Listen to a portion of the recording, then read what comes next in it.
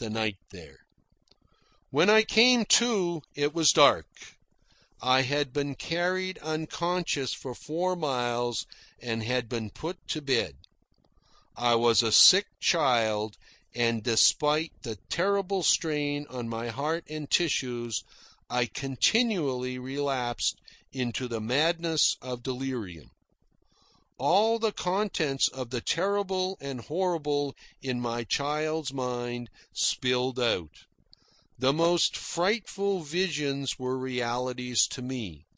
I saw murders committed, and I was pursued by murderers. I screamed and raved and fought. My sufferings were prodigious.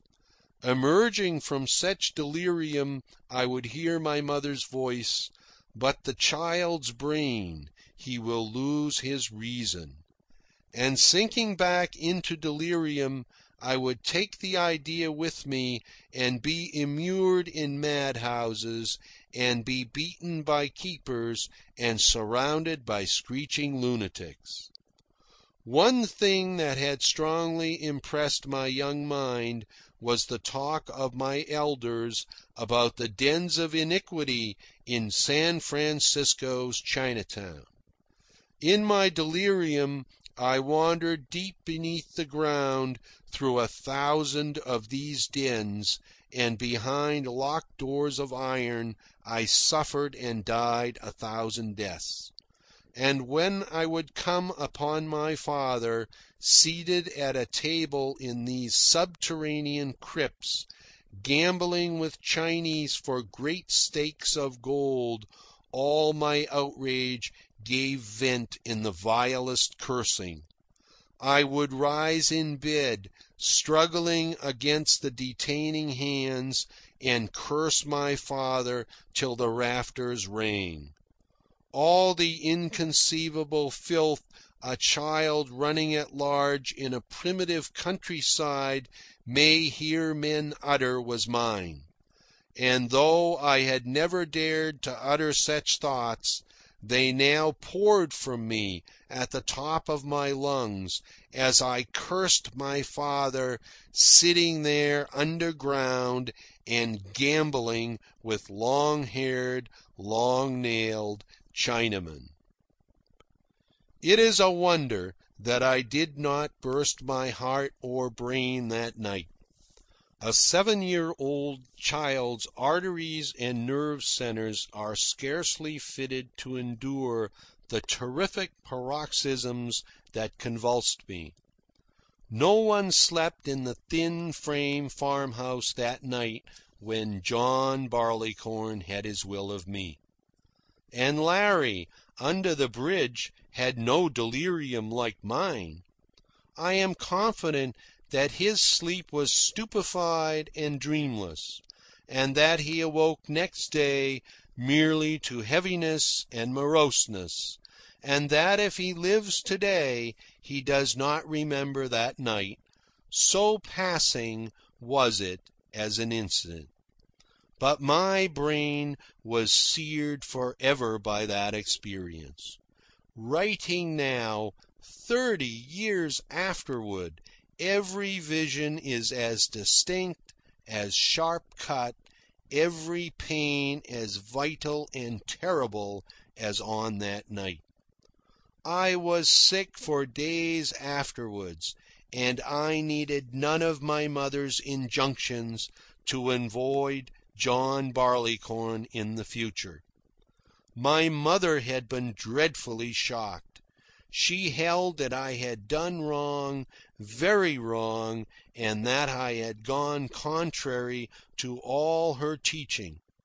And how was I, who was never allowed to talk back, who lacked the very words with which to express my psychology, how was I to tell my mother that it was her teaching that was directly responsible for my drunkenness?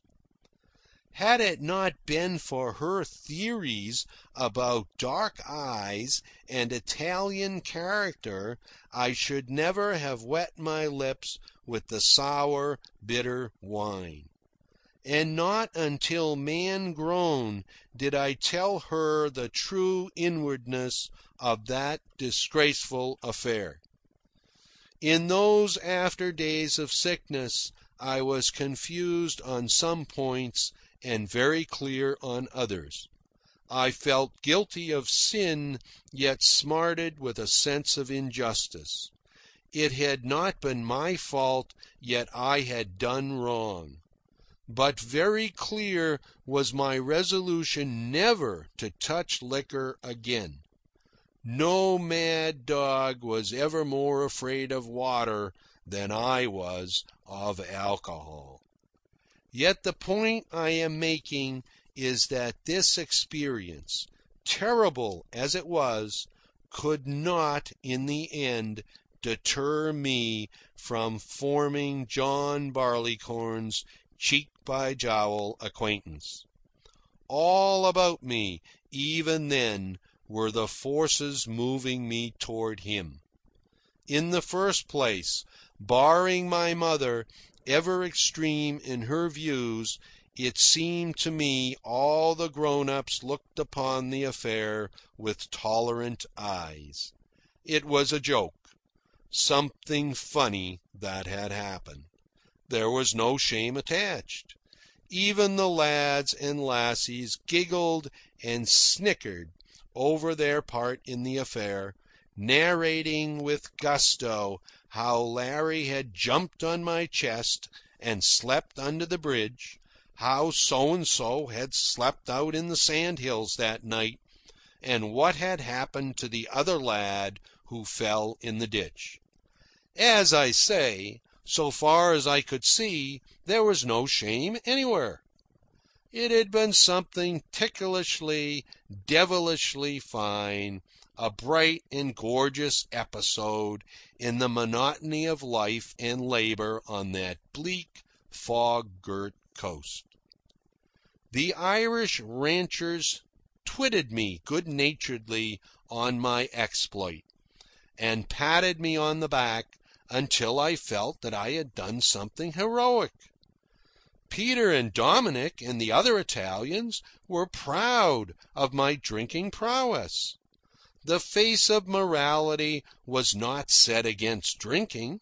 Besides, everybody drank. There was not a teetotaler in the community.